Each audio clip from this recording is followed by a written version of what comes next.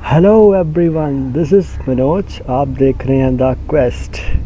जैसे जैसे human civilisation शुरू हुई और जैसे जैसे इंसान की बुद्धि बढ़ी, उसकी कॉन्साइंस, उसकी समझ बढ़ी, उसने ज़्यादा से ज़्यादा रिसोर्सेज को अपने हक में करने की कोशिश की। उनमें से एक रिसोर्स था लैंड, ज़मीन। तो उसने चाहा कि ज़्यादा से ज़्यादा ज़मीन मेरे हिस्से में हो। तो इसी कारण हिस्ट्री में उठा के देख लीजिए, बहुत सी लड़ाई हुई, बहुत से वार्स हुए ज़मीनों पे लेके। और ऐसे कई डिस्प्यूट्स हैं जो अनरिजॉल्व रह गए हैं अभी भी। उनमें से एक है इंडो चाइना बॉर्डर डिस्प्यूट। इस वीडियो में हम बात करेंगे इंडो चाइना बॉर्डर डिस्प्यूट के बारे में कि वो क्या है, उसकी हिस्ट्री क्या है और अब की सिचुएशन क्या है।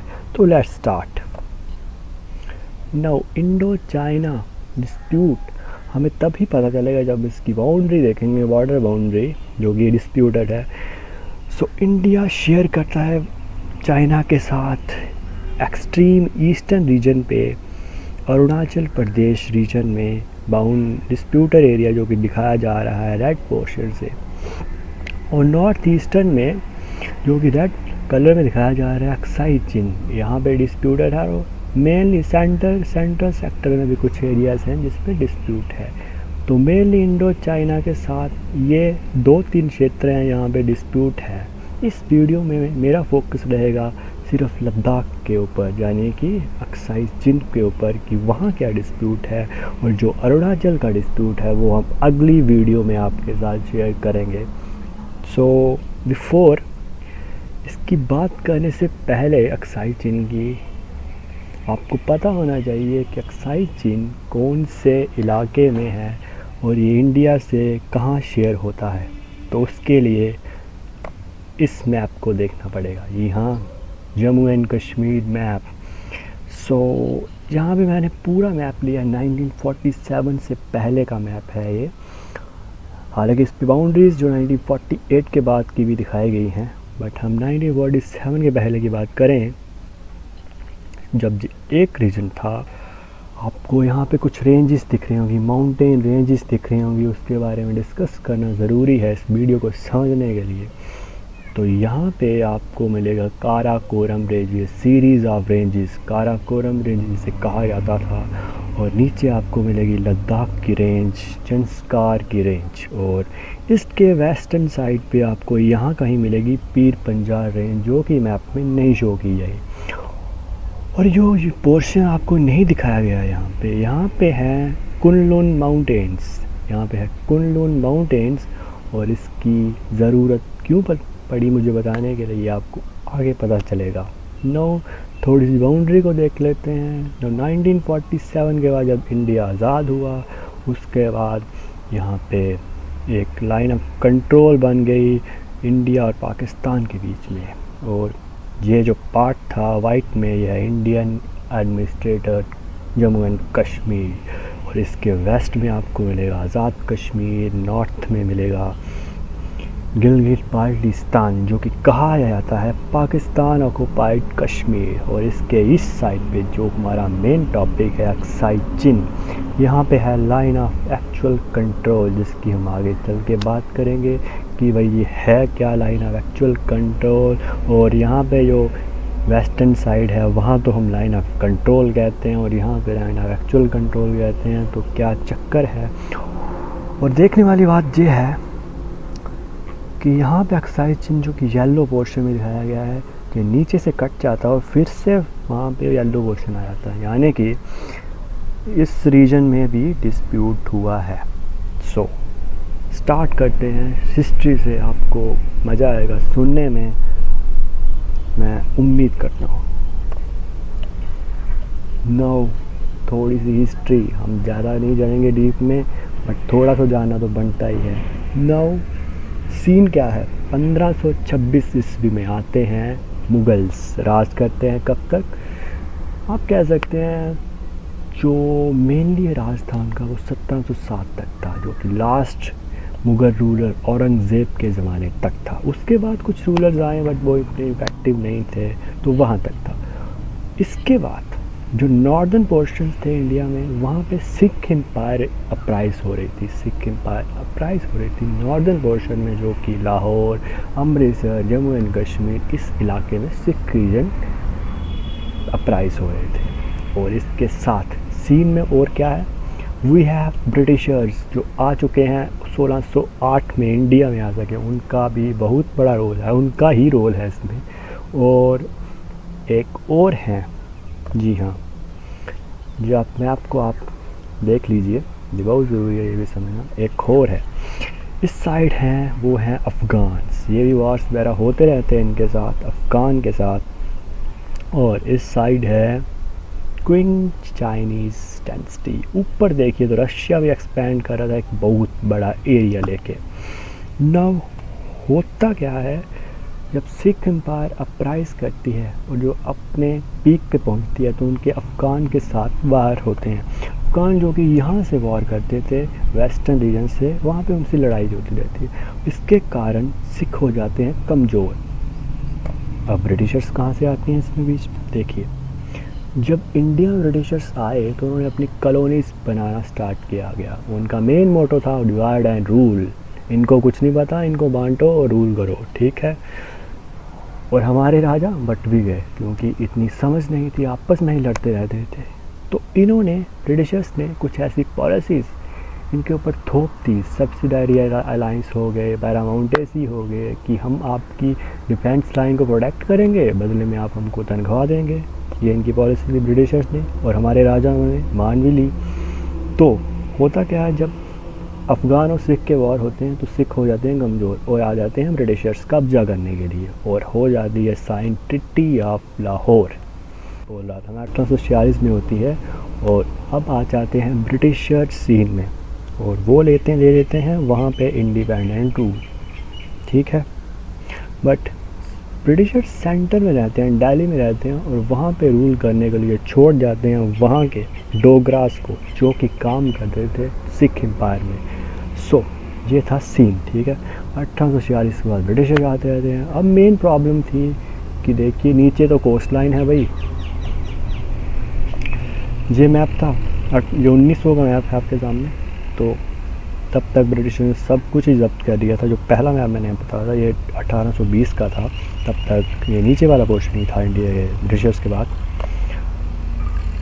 इसके बाद ही ब्रिटिशर्स के पास ये सब पोर्शन आ जाता है। और मेनली क्या था उनके पास कि अब बाउंड्री तो डिमार्क करनी पड़ेंगी भाई, हमको पता होना चाहिए हमारा इलाका कौन सा है, ठीक है। नीचे तो मेनली कोस्टल एरिया था, तो वहाँ पे इतनी प्रॉब्लम नहीं हुई। ऊपर का एरिया था, वहाँ पे डिस्प्यूट आना था, जो नॉर्थ में पे, वहाँ पे ये बाउंड्री को डिमार्क नहीं करते हैं, क्योंकि एल्टीट्यूड कितने होते थे, और वहाँ उस एरिया में नो हैबिटेट थे, कोई रहता नहीं था, कोई पूछता नहीं था, कुछ होता नहीं था वहाँ पे। वो मेनली ऐसे ही बंजर इलाका था, उस पर ये डिमार्क नहीं करते। वो बहुत जानते थे कि यहाँ पे कौन ही आ सकता है। बट आगे जाके ये बहुत ही बड़ा कॉन्फ्लिक्ट बना। देखने वाली बात ये है कि जो ऊपर का नॉर्थन वेस्ट ईस्टर्न का पोर्शन था, ये वाला पोर्शन, ये तो इतनी मेनली प्रॉब्लम यही थी, क्योंकि नीचे वाला जो यहाँ पे आ जाती है पैंगोंग लेक, और यहाँ पे बाउंड्रीज एस्टेब्लिश हैं, ये वाला इलाका एस्टेब्लिश है। तो मेनली यहाँ पे फोकस होगा। तो देखते हैं आगे। तो इन्होंने कुछ भाई बाउंड्रीज कोई डिमार्क नहीं की, तो फिर इनको ज़रूरत पड़ी बाउंड्री डिमार्क करने की। और सन 1865 में W.H. जॉनसन द्वारा एक राइन प्रपोज की। ये कौन थे? सिविल सर्वेंट थे सर्वे ऑफ इंडिया का। इंडिया के मुताबिक, इनके मुताबिक जो लाइन है ये, इसको कहा गया जॉनसन लाइन। और ये कहाँ से कहाँ तक जाती थी? ये जाती थी संजुला पास, जो कि कुनलुन माउंटेन्स में है, to the eastern part in the Changchenmo valley. तो let me know that where it is. This portion you are dead line देख रहे हैं आप, इसी को कहा गया जॉनसन लाइन। ये रेड पूरा पोर्शन, ये रेड पोर्शन, ये ऊपर तक, इसको कहा गया जॉनसन लाइन, ठीक है। नाउ ये लाइन तो उन्होंने बना दी। अब होता क्या है, जैसे जैसे रशिया एक्सपैंड करता है तो इनको डर लग जाता है कि रशिया कहीं यहाँ पे ना आ जाए, क्योंकि बाउंड्रीज तो बना दी, आउटपोस्ट चौकियाँ कोई नहीं बनाई। बट तो इनको फॉर डिफेंसिव पर्पस जो ब्रिटिश मिलिट्री ऑफिसर थे एक अर्दांग, उन्होंने एक मॉडिफाइड लाइन बनाई गई उनके द्वारा। जॉनसन लाइन को ही मॉडिफाई किया गया और उस लाइन को बोला गया अर्दांग जॉनसन लाइन। और इसके मुताबिक इन्होंने इस लाइन को थोड़ा सा और पीछे कर दिया, ये मैप में दिखाया नहीं गया, बट इनके मुताबिक ये लाइन थोड़ी सी और पीछे की गई डिफेंसिव पर्पस के लिए। नो, इसको कहा गया अर्दांग जॉनसन लाइन। नो, ये तो बन गई, ये तो ब्रिटिशर्स के हिसाब से बन गई भाई।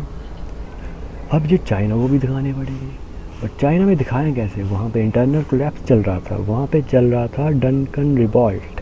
उस कंट्री में सेंट्रल पावर कोई नहीं थी और वहाँ पे लोग झुंड बना के एक दूसरे पर लड़ रहे थे।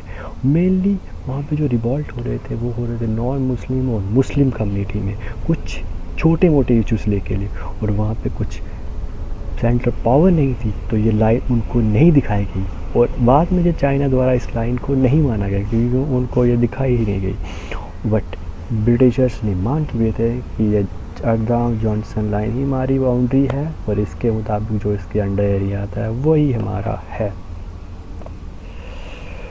बट 1893 में 1893 में वहाँ पे सेंट्रल पावर आ जाती है और उनके द्वारा एक सीनियर चाइनीज़ ऑफिशियल आते हैं इंडिया और मैप्स दे जाते हैं किसको? जॉर्ज मैकर्नी को, जो होते हैं ब्रिटिश काउंसिल जनरल, कहाँ पे? जम्मू एंड कश्मीर पे।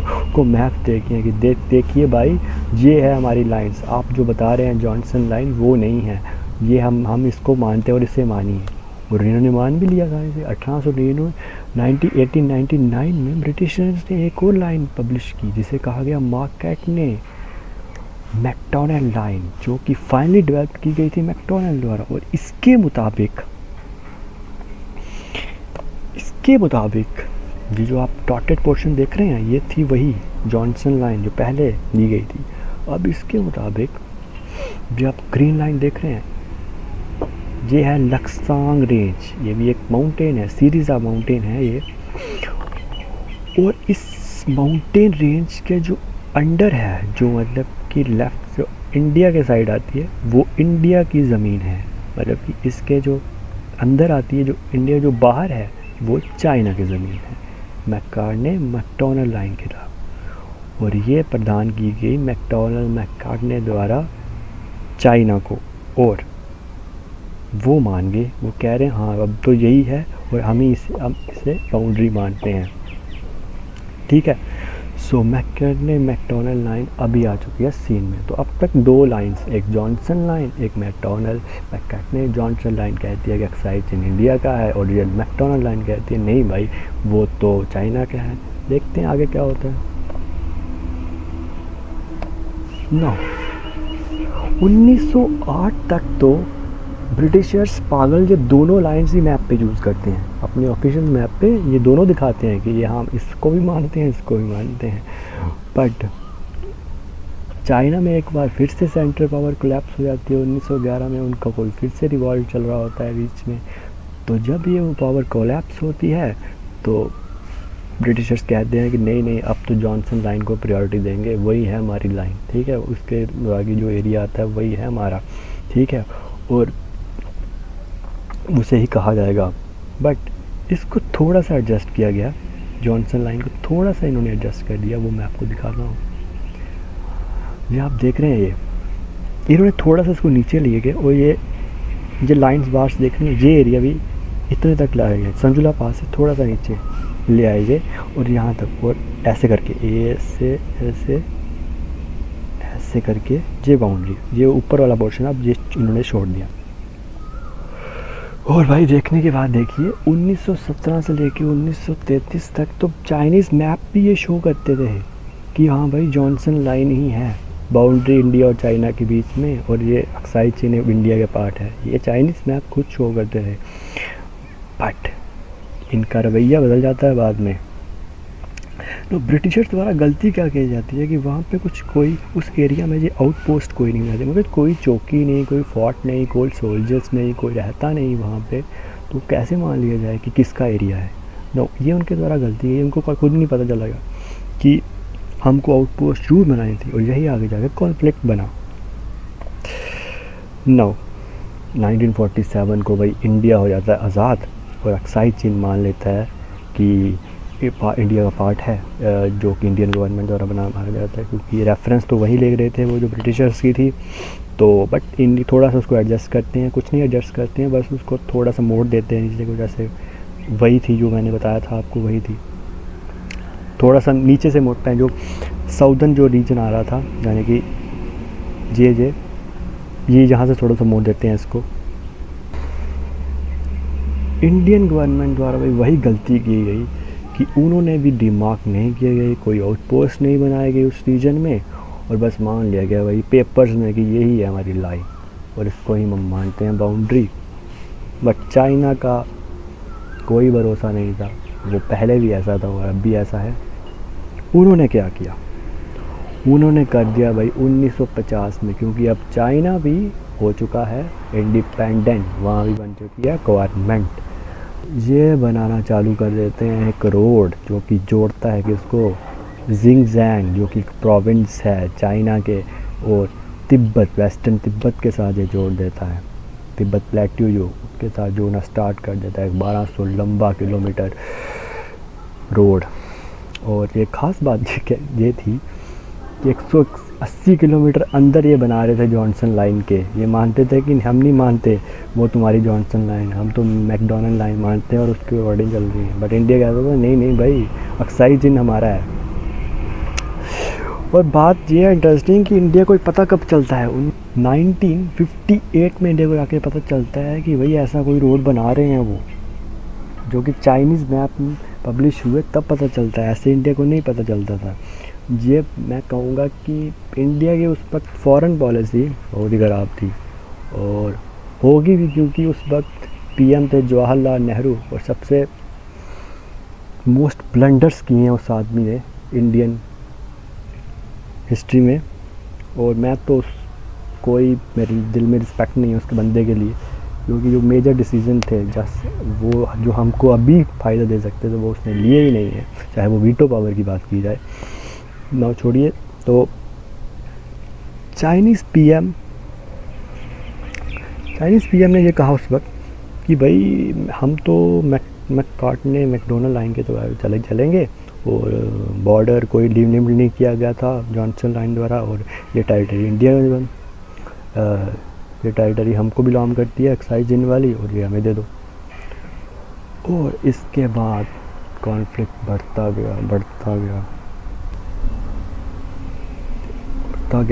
गया और फाइनली 1962 का हो गया बार। इस वार को एक डेडिकेटेड वीडियो में कवर किया जा सकता है, तो मैं इसके रिज़ल्ट्स ही आपको बताऊंगा, जो कि हमारे लिए तो बिल्कुल अच्छे नहीं थे।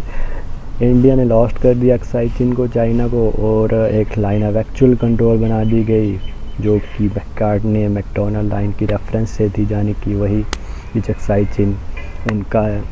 नेहरू को ब्लेम किया गया, जो कि बनता था ब्लेम होना, क्योंकि ये मानते थे कि हिंदी चीनी भाई भाई इनका नारा थे उस वक्त 1960 के, जब वो तैयारियां कर रहे थे लड़ने की।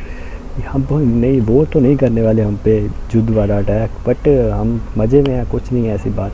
बट उन्होंने तो कर दिया और वो जीत भी गए, और यहाँ पे हो गया लाइन ऑफ एक्चुअल कंट्रोल का गठन।